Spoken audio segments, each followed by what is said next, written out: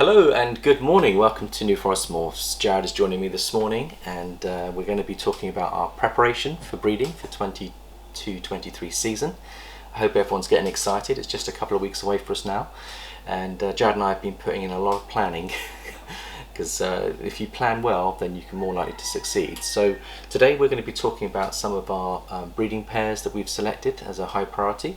We're going to be talking about the costs of running a facility and how much we are targeting to make sure that we're clearing all our costs and hopefully making extra funds that we can reinvest in our stock.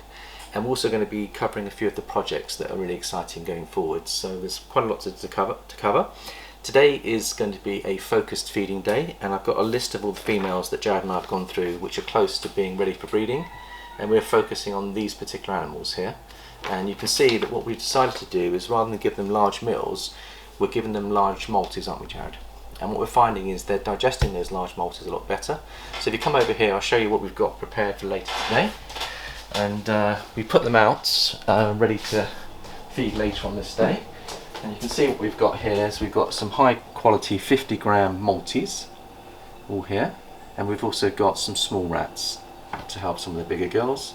But these are the ones that we're going to be using to focus on our subadults and also on some of our hatchlings that are now got to the size where they can now take a multi. Jared, you cleaned the hatchlings today. How are things going on the hatchlings front? Yeah, they look good. They're all looking good? Mm-hmm. Excellent. We had a lot of sheds today, so we might show you one or two lovely clean animals that have come out of shed.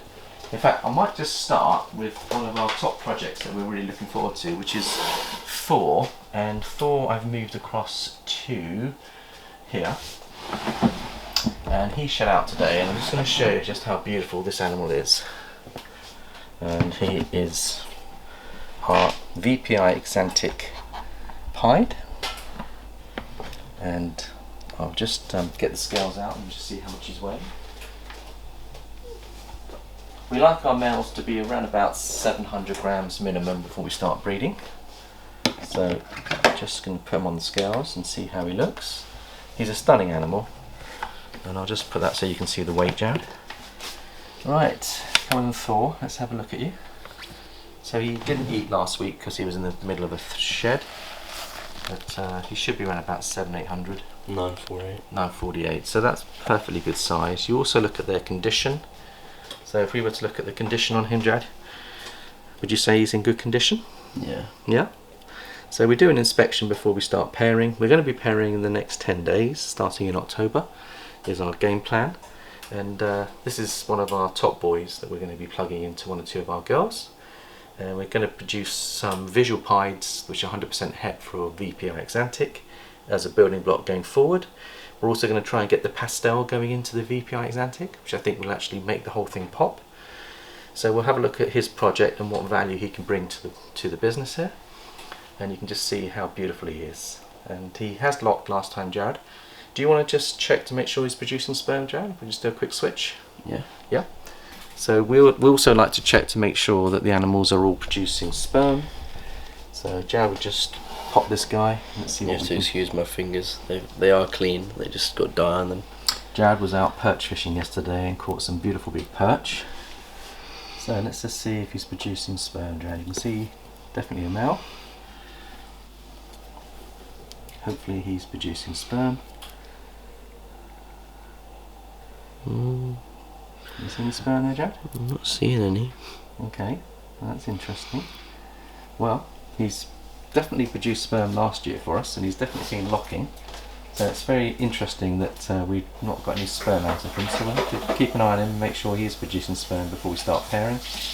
Do they start to get stimulated, Jared, if you were to pair, even if he's not producing sperm? We know he's 2 years old. Would he actually... Will that start his hormones, do you think? Potentially. Yeah.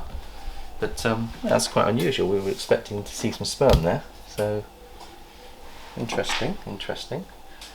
Well, we'll keep an eye on him. So we want to make sure that he's producing sperm really before we start pairing. So he is 2 years of age, so he should be at sexual maturity. Yeah, it's unusual. Yeah. Alrighty, well we'll come back to him at a later stage. Let's have a look and see who we're going to plug him into, Jared, in terms of our plans. So I've got here a spreadsheet which is Jared and our plan for the coming season. And what we do here is, if you have a look at it, we start off with the boy. So you've got our dreamsicle boy to kickstart us off. These are the potential girls that we could put into. We're not necessarily going to stretch them that far, but we'll be keeping an eye on the girls when they're ready to go and spread them out over the course of the season. But his priority will be to go to his wife, which is a dreamsicle girl. And what we've done here is we've projected the number of eggs that we're hoping to produce. We've got the weights of the females, the weights of the males. We've also got the projected average. This is called the average price per hatchling. So a dreamsicle is being sold at the moment for about £1,500 to £2,000, depending on the quality. These are coming through the Justin Kabelka line, which we've bought through a good friend of Justin's here locally in Southampton. So we know that they are definitely a hygiene animal. And if we aim to get 6, the projected income would be £9,000. So if you have a look at that, Jared, you can see how I'm arriving at the numbers. And then what we do is we do that for all the other girls. So we're thinking about putting into the Super Cinnamon girl. She's 100% het pied. You can see the value of the clutch drops down because she's not a full visual pied.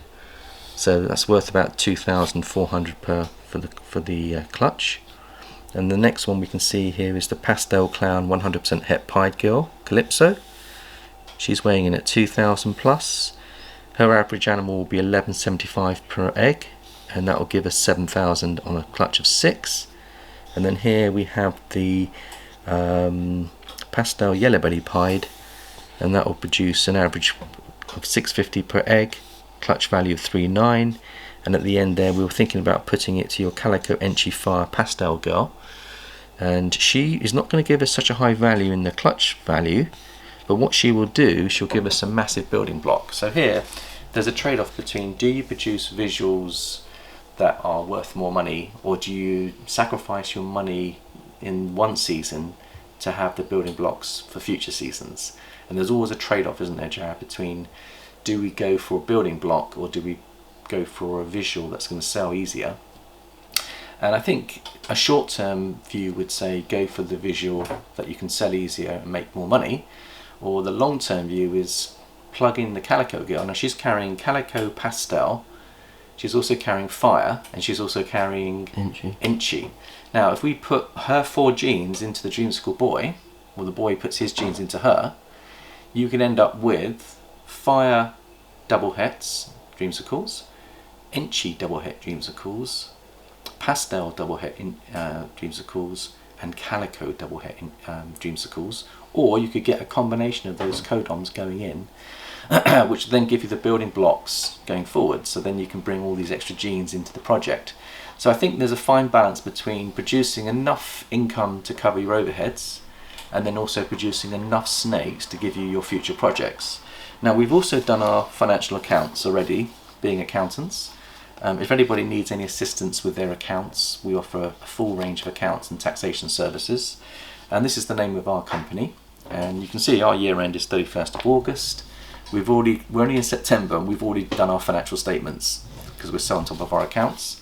But by looking at this report, I can tell you what we achieved last year in terms of our results. And if I just have a little look and see how we've done by looking at the profit and loss account. So for 2022, turnover of 12,000, cost of sales of 7,000, gross profit of 5,000. And then we take off that our administrative expenses, which is our overheads, that's the light, heat, power, that's the cleaning products, that's a whole range of other costs, Wi-Fi, internet, telephone, mobiles. You know, you go through all your costs and expenses. We actually spent 7,300, so we made a small loss last year of about 2,300. But that's okay, because that's only our 3rd year, and it takes 3 years really to get going. Next year we're hoping to be able to do a lot better, get the sales up to perhaps 25,000 would be a realistic target. That will then give us, if we can keep our overheads reasonably static, obviously we know that the cost of living is going up, so we probably should factor in another 10% growth on the overhead and costs. But that should then give us sufficient to plough back into our growing business. So that's our financial statements. Let's have a look at some other animals. So let's go now to the VPI Axanthic pairing. And you can see what we've done here is we've put him out to potentially 3 to 4 girls. So we've got the pastel 100% het pied girl, that's a proven female, and the average hatchling will be worth 338, clutch value 2000. So you can see, putting him into 4 girls, the average value of each clutch on, I've put 6 and I've put 4 eggs on some of the smaller girls, is going to be about £2,000 per clutch. But if he goes for, say, half of these girls produce that, so obviously this is our full potential, but the reality is that you don't always get all those eggs, you don't always get every female going, so you have to be prudent and cut that back. But we're just giving you the total potential here. And then the next one we've got is the VPI Axanthic Clown project, and we're going to put that boy to his wife, who is a double VPI Axanthic Clown. And again, the value of the clutch isn't particularly brilliant, it's worth about 2,000 to 3,000. But what we're trying to achieve is we want a visual Axanthic Clown, and there's 1 out of 16 chance. Now if we end up with 8 eggs, there's 50-50 chance of hitting that target. So you kind of actually, when you're planning your projects, you're not necessarily trying to generate the best income on every outcome. You're trying to get your building block, which will then give you the best outcome in the future projects. An Axanthic Clown is selling between £3,000 and £4,000, Jared. And if we can produce one of those, we can then plug him into future projects to generate more beautiful Axanthic Clowns with other combinations in as well, with pastelling, of course, is what we're going for. So the other one I thought we'd put to is I've put him to the lesser clown here, if you look carefully on that one. And the reason why we've decided to put him to a clown visual is that the chances of hitting a visual clown will double, and that means that we've got a better chance of actually having a visual clown which is 100% het for VPI Axanthic. And if we hit one of those, even if we don't hit the visual, that will then give us a really good building block going forward in future seasons. So it's a really fine balance between going for long odds and hitting a VPI Axanthic Clown, or actually plugging him into a visual clown in the hope that you get a visual clown that will be 100% het for VPI Axanthic as well. So these are the decisions that we've got to make. The other projects we've got are the Super Gravel Pastel boy. So we've got your Gravel Pastel 100, I think he's 100% het for clown, and his name's Skip, and we've got him going to 4 potential projects. Now if you look at those project Jazz, this is your main project here. Do you want to talk us through what you're excited about on this one here? I'd love to hit a pastel or a super pastel highway clown. Yeah, that's my goals. Exactly. So if you look at if all 4 girls go, that boy could produce clutches worth averaging. The first clutch is worth 6,500 because that's going to the Super Gravel girl, and there's a good chance that we can hit some Super Gravels. So the average value of each egg is just over £1,000. If we put him to your pastel leopard orange dream yellow belly 100% het clown girl Bella, the average baby will be worth nearly £1,000. So you can see here how putting the right pairings together produce a much high value in clutch. So Skip could produce us up to nearly £20,000 worth of hatchlings if he goes to all 4 girls, and they will produce 6 eggs each. So this is what we do. I won't go through the whole of our projections, Jared, but I'm just giving our followers an indication of what we do when we're sitting down. We put hours and hours of effort into planning these things. We project them, and you might be asking, how do you know the value of these animals? Well, on Morph Market, we then go on to Morph Market and actually see what these animals sell for, and then we work out the probabilities, and then we plug that into our financial modelling. And what that does, it gives us quite a realistic projection going forwards. So this is the building blocks. Once you've done your projected sales, you can then project your expenses and build a business plan to see what profit you're planning to make in the forthcoming year. So I think that's enough on the financials. Let's just have a quick look at some animals, Jared. I know I wanted to show everyone the Batman project, so why don't we bring out the boy first. So the boy that we're going to bring out will be Hercules. So he's going to be at the forefront of our Batman project. And here he is. So we'll just give him a little weigh as well, see how much he weighs. It looks like he's in good condition. Jared can pop him to see if he's producing sperm as well. I did him the other day. And was he producing sperm? Yeah. Yeah, excellent. So what weight have we got on him? 1,180. So he's close to 1,200 grams, which is a lovely size for breeding. I think that's a really, really safe size. He is producing sperm, so there's a good chance that he will then do us the business this year. We'll just let him go back into his hide. You see, look, he's locking my finger at the moment, Jared. I think you have no problem locking a girl. But we're looking forward to seeing him go. And we're putting him to, Jared, which animals are we putting him to? Well, there's lots of different ones. We've got The DG girl, which is in here. Is she Isa? She's in there, in her hide. we've got lots of spot noses that are het for clown. Yeah, we've got a couple of spot nose Hetfer clowns and a vanilla spot nose Hetfer clown. Let's have a quick look at those girls. I think there's one down here somewhere. It's not that one. It's Tess. There she is. Let's bring her into the light, Jared.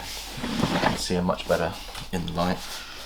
So this girl is a spot nose, a beautiful example of a spot nose, and I think she is a vanilla spot nose, and she's 100% Hetfer clown. And just look at that lovely head stamp, Jared. Can you see the head stamp? And what we're hoping to go for here, Jared, is the vanilla Batman's is what we're after, and that would be lovely. We'll just weigh her and see how much she's weighing in at. Hopefully big for the bowl. See if she'll go in there. What have we got there, Jared? 1696, So just under she's 17. 1700. So she's looking good. We'll just carry on building her, and then we will put our boy to her. And I say we're aiming for those Batmans, which would be lovely.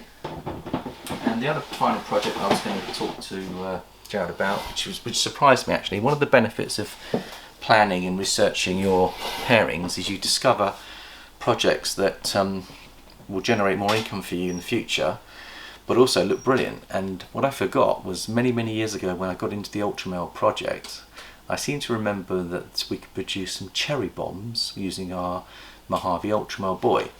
Now, I don't know if you know, Jared, do you know what a cherry bomb is? Yeah. So what is a cherry bomb, Jared? It's the white snake with red eyes. Yeah. And there's lots of ways of hitting it, and they go for between 1,500 and 1,800 pounds when you hit one. And the reason why they're so valuable is because they're carrying either a super version of the bell complex. So if you've got leucistic, so if you've got bell to bell going in. So if you've got, for example, let's take what we produced here was Casper. Now Casper he's in shed at the moment, but he could be a very valuable male to us to produce the cherry bombs. So if we have a look at him, you can see he's in shed, just going into shed, but he's carrying bamboo and he's carrying Mojave, and he therefore is in the bell complex, but he was also 100% het for Ultramel because his daddy was Titus.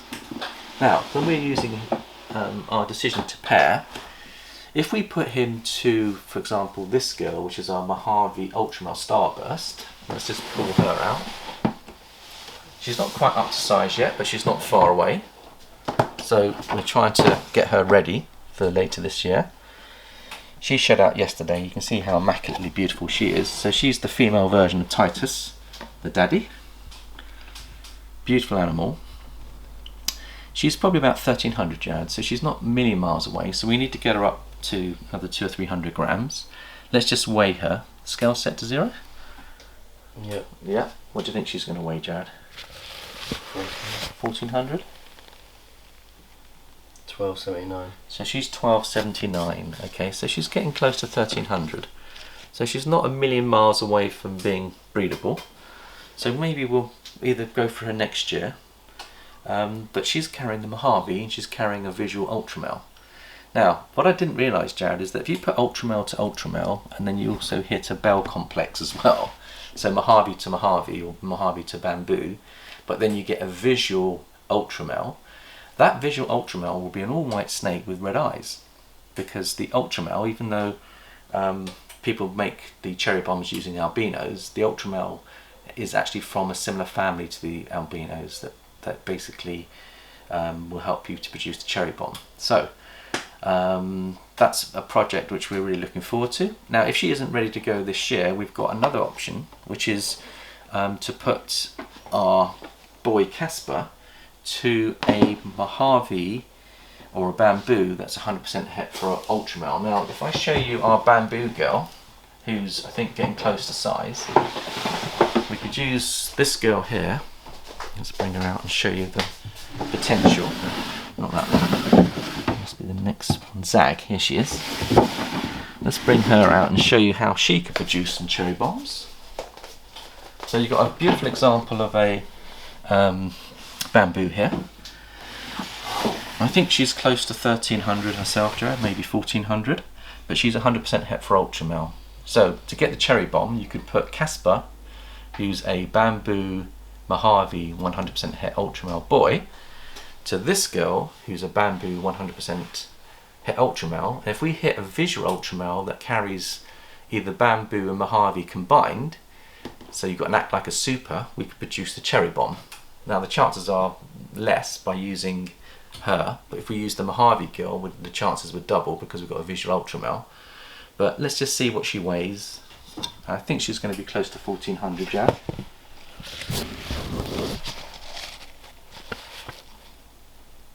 What have we got there? 1580. So she's 1580. She's a long, heavy snake. So we look at her and you can see how long she is. She's 3 years old. But I reckon that if we paired with her, she would start to pack on food, but she's pure muscle. So again, when you're looking at the female, whether they're ready, they haven't got to be big, fat and chunky. They literally have to be muscular as well. We like them to be quite muscular. So And she feeds every week. So. she does, and we'll be focused on getting her ready for breeding as well.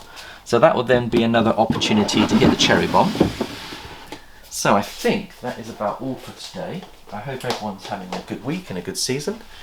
We've had a new king, as you will know. We've buried our queen this week, and we've got a new king here in England, and we've also got a new prime minister. So there's a lot of new things going on. And today we also have the prime minister will be announcing a new mini budget because the economy in the UK is actually quite concerning. Inflation's up to 10%, which I think a lot of other places around the world are experiencing inflationary pressure.